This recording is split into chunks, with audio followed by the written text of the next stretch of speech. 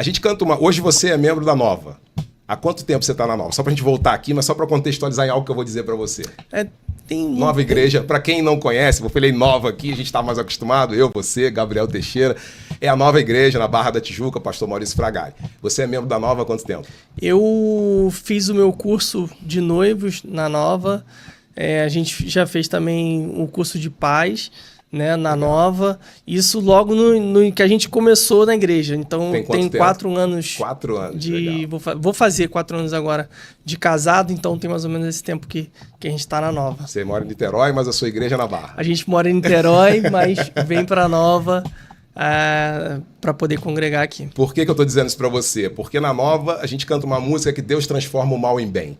E a gente também tem sido ensinado pelos nossos pastores, à luz da palavra de Deus, de que Deus não foi... Eu estou falando aqui, mas você me corrija se eu estiver errado em alguma coisa. Deus não foi o autor do acidente, mas ele usou o acidente. Ou seja, nada daquilo que tem a ver com o acidente tem a ver com Deus, mas Deus usa pessoas, circunstâncias, e ele usou essa circunstância para mostrar um plano para você que era melhor do que o plano que você tinha na sua vida. Foi isso que eu entendi? Isso. E é o que eu tô falando. Tipo, hoje eu entendo que o acidente é o propósito de Deus na minha vida, não como o que você tá falando, que ele causou o acidente, mas para a história... Usou a circunstância para te mostrar algo maior do que você imaginava. Porque ele já sabia, né, de como eu ia lidar com tudo isso e como ia ser o Gabriel durante, né, o acidente, pós-acidente, o que eu ia viver hoje. Então, tipo, eu creio que é um propósito de Deus na minha vida, que, assim, as pessoas acham, Igor, que, tipo, que o Gabriel, tipo, tá na cadeira de rodas, né, que sofreu um acidente novo, que não é feliz ou não foi feliz, né, nesses 10 anos. Cara, pelo contrário.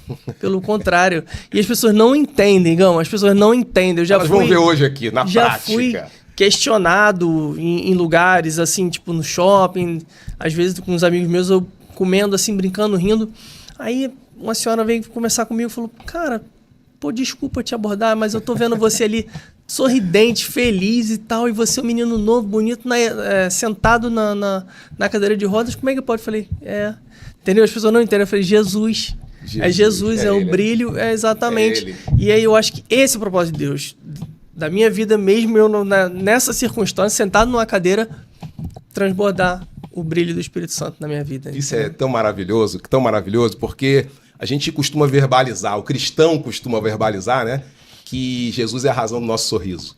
E é muito legal porque o que você acabou de falar, fazendo uma linha do tempo aqui, se não todos, mas vários desses títulos, e eu vou repetir agora porque eu falei na introdução, mas é muito bom, número 2 do Brasil, número 1 do Rio de Janeiro, campeão pan-americano, campeão brasileiro, tetracampeão universitário, tirando, eu acho que o tetracampeão universitário, ou não, ou todos eles estão dentro desse processo dos últimos 10 anos? Todos estão eles. Então, quando você olha para isso e você fala que a gente verbaliza, né, Jesus é a razão do meu sorriso, e olha um testemunho como o seu, é a certeza daquilo que a gente crê, né, e lê na palavra, isso acontecendo na prática para aqueles que creem, né? Então, uma das características que eu me lembro, que a gente já conversou das nossas conversas anteriores, é que as pessoas classificam você pelo sorriso, uma característica. Né? Qual é a característica? Várias pessoas ligadas a você falam sorriso. E eu queria ouvir de você como é possível, não duvidando, mas que você possa mostrar para as pessoas, porque eu falar, de repente, eu estou falando de algo que eu acho e tal. Você vive isso. Então, nos últimos 10 anos, que foi os primeiros 10 anos pós-acidente, digamos assim, você conquistou coisas que você nunca imaginou na sua vida. É isso que você está falando para gente. Exatamente. Nesses últimos 10 anos, você se casou. Nesses últimos 10 anos, você se tornou pai. Nesses últimos 10 anos, a sua característica principal é aquilo que muita gente hoje, de repente, não sabe que tem, que é a alegria, que vem do Senhor. Né? Eu preciso só lembrar, eu não posso esquecer de falar isso como cristão, que quando nós aceitamos Jesus, né, nós passamos a ser templo, casa, habitação do Espírito Santo de Deus, e com isso nós temos o fruto do Espírito, os elementos do fruto do Espírito em nós. E eu preciso lembrar que está escrito lá em Gálatas 5, 22 e 23, e quando começa a descrever os 9 elementos, fala de amor, E o segundo fala de alegria.